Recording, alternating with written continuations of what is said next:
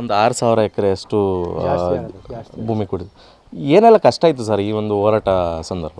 ಒಂದು ನಾನು ಈ ಹೋರಾಟಕ್ಕೆ ಬರೋಕ್ಕೆ ಮುಂಚೆ 1955ರಲ್ಲಿ ಒಂದಷ್ಟು ಆದಿವಾಸಿಗಳಿಗೆ ಭೂಮಿ ಕೊಟ್ಟಿದ್ದರು. ನಮ್ಮ ಪರಿಶಿಷ್ಟ ಪಂಗಡ, ನಮ್ಮ ಪರಿಶಿಷ್ಟ ಜಾತಿಗಳಿಗೆ ಭೂಮಿ ಕೊಟ್ಟಿದ್ದನ್ನೆಲ್ಲನೂ ಪೂರ್ತಿ ಮಾರ್ಕೊಂಡಿದ್ರು. ಆಗ ದೇವರಾಜ್ ಅರಸ್ ಅವರು ಕಾಲದಲ್ಲಿ ಈ ಭೂ ಪರಭಾರಿ ನಿಷೇಧ ಕಾಯ್ದೆ ತಂದು ಅವರು ಭೂಮಿ ಅವ್ರಿಗೆ ವಾಪಸ್ ಕೊಡಬೇಕು ಅಂತ ಬಂತು. ಅದು ಹೆಚ್ಚು ಕಮ್ಮಿ 150 ಜನದ ಭೂಮಿ ಇತ್ತು ಕೋಟೆ ತಾಲೂಕಲ್ಲಿ. ಅದನ್ನ ಕೋರ್ಟ್ಗೆ ಹೋಗಿ ಅದನ್ನ ಬಿಡಿಸೋ ಸಂದರ್ಭದಲ್ಲಿ ನನಗೆ ಒಬ್ಬನೇ ಬತ್ತಿದಾಗ ಎಲ್ಲ ಒಡೆದು ತಲೆ ಮೇಲೆಲ್ಲ ಕಲ್ಲಲ್ಲೇ ತಾಕ್ಬಿಟ್ಟಿದ್ರು. ಆ ಸಾವಿನಿಂದ ಬಚಾವಾದಿ. ತಾಜ್ ಹೋಟ್ಲ್ನ ವಿರುದ್ಧ ಹೋದಾಗ ನಂಗೆ 18 ಲಕ್ಷ ರೂಪಾಯಿನ ಕಾರ್ ಬತ್ತು, ಸೂಟ್ ಕೇಸಲ್ಲಿ ದುಡ್ಡು ಬತ್ತು. ಅದನ್ನೆಲ್ಲ ಒದ್ದು ಆಚೆಗೆ ಕಳಿಸ್ತೀವಿ. ನನಗೆ ಜನರ ಪ್ರೀತಿ ಬೇಕು, ದುಡ್ಡು ಬೇಡ, ದುಡ್ಡು ತಾನೇ ಬರ್ತದೆ ಅಂತ.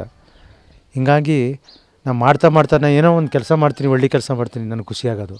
ಅವರು ಏನಾದ್ರು ಒಂದು ಒಳ್ಳೆಯದು ನಮ್ಮ ಸಮುದಾಯಕ್ಕೆ ಅವ್ರಿಗೆ ಸಿಕ್ಕಿದ್ರೆ ನೆಗನಾಡೋರು. ಆ ನೆಗುನಲ್ಲಿ ನನ್ನ ಸುಖ ಸಂತೋಷನೆಲ್ಲ ಕಳೀತಾ ಬಂದು. ಆಗ ನಾನು ಏನೆಲ್ಲ ಮಾಡ್ಬೋದು, ನಾನು ಮಾಡಿ ಅದ ಜೈಗಳಿಸ್ತೀನಿ ಅನ್ನೋದು ಆತ್ಮವಿಶ್ವಾಸ ಚೆನ್ನಾಗಿ ನನಗೆ ಬಂತು. ಅಂದರೆ ಈ ಕಾಡಿಂದ ಈಗ ಒಕ್ಲಪ್ಸುವಂಥ ಕೆಲಸ ಆಗ್ತಾಯಿತ್ತು. ಆ ಸಂದರ್ಭದಲ್ಲಿ ಕಾಡಲ್ಲೇ ರೆಸಾರ್ಟ್ಗಳಾಗ್ತಾಯಿತ್ತು, ಅದು ಬೇಡ ಅನ್ನುವಂಥ. ಇಲ್ಲಿ ಒಂದು ಸರ್ಕಾರದ ಜೊತೆಗೆ ಒಂದು ವಾದ ನಡೀತು. ಇವ್ರನ್ನ ಯಾಕೆ ಹೊರ್ಗೆ ಹಾಕ್ದಾರಿ ಅಂತಂದ್ರೆ ಪ್ರಾಣಿಗಳಿಗೆ ಡಿಸ್ಟರ್ಬ್ ಆಯ್ತದೆ ಅಂತ.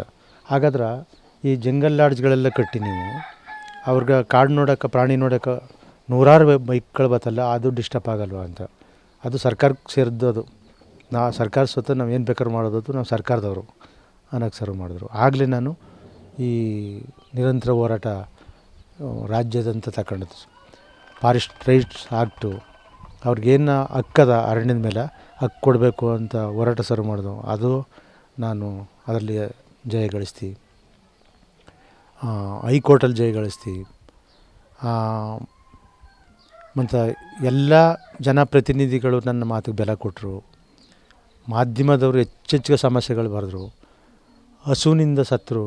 1991ರಲ್ಲಿ 8 ಜನ ಸತ್ತೋರು, ಕಾಡಿನಿಂದ ಹೊರಗೆ ಹಾಕ್ಬಿಟ್ಟಿರು.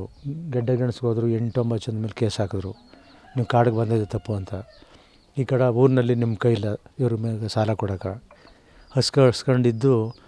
ಒಂದೇ ರಾತ್ರಿಗೆ ಒಂದು ಗೌಡ್ರ ಮನೆಗೆ ಬಂದು ಒಗಸೊಪ್ಪು ಬೇಯಿಸ್ತಾಯಿದ್ರು.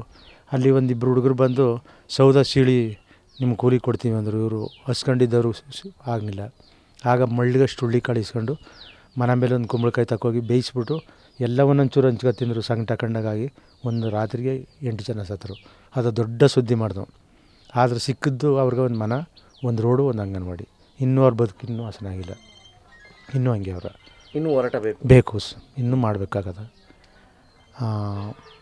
ಅದಕ್ಕೆ ನನ್ನ ಒಬ್ಬನಿಂದಲ್ಲ, ಹೊರಗಿನಿಂದ ನಿಮ್ಮಂಥವರು ಮಾಧ್ಯಮಗಳು,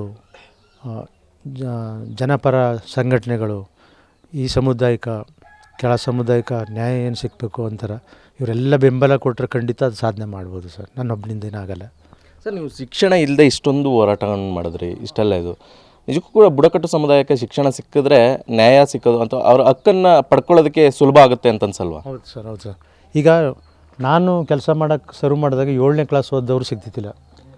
ಮೊದಲು ನಾನು ಸರ್ವ್ ಮಾಡಿದ್ದು ಅವ್ರ ತಾಯಿ ತಂದೆ ಎಲ್ಲ ಕರ್ಕೊಂಡು ರಜದ ದಿನ ಓದಿರೋ ಮಗನ ಮುಂದಿಟ್ಕೊಂಡು, ಒಂದು ಓದಿರೋ ಆದಿವಾಸಿ ಹುಡುಗನ ನೋಡಿ, ನಾನು ಚೆನ್ನಾಗಿ ಮಾತಾಡ್ತೀನಿ, ನಾವು ಓದ್ತೇವಿನಿ, ನಿಮ್ಮ ಮಕ್ಕಳನ್ನ ಸ್ಕೂಲಿಗೆ ಕಳಿಸಿ ಅಂದರು. ಹಾಡಿಲೇ ಕೂತ್ಕೊಂಡು ಯೋಚನೆ ಮಾಡಿದ್ವಿ. ಒಂದು ಮನೆಯಿಂದ ಒಂದು ಮಗು ಸ್ಕೂಲ್ಗೆ ಹೋಗ್ಬೇಕು, ಒಂದು ಮನೆ ಮುಂದೆ ಒಂದು ಮರ ನೆಡಬೇಕು ಅಂತ ಸ್ಲೋಕನ್ ರೆಡಿ ಮಾಡ್ಕೊಂಡು ಮರ ನೆಡೆಸ್ತಾ ಪ್ರತಿ ಮನೆಗೂ ಹೋಗಿ ಮಕ್ಕಳ ಸ್ಕೂಲಿಗೆ ಕಳಿಸ್ತಾ ಇವತ್ತು SLC PUC ಡಿಗ್ರಿ ಎಲ್ಲ ಮಾಡ್ತಾವ್ರೆ.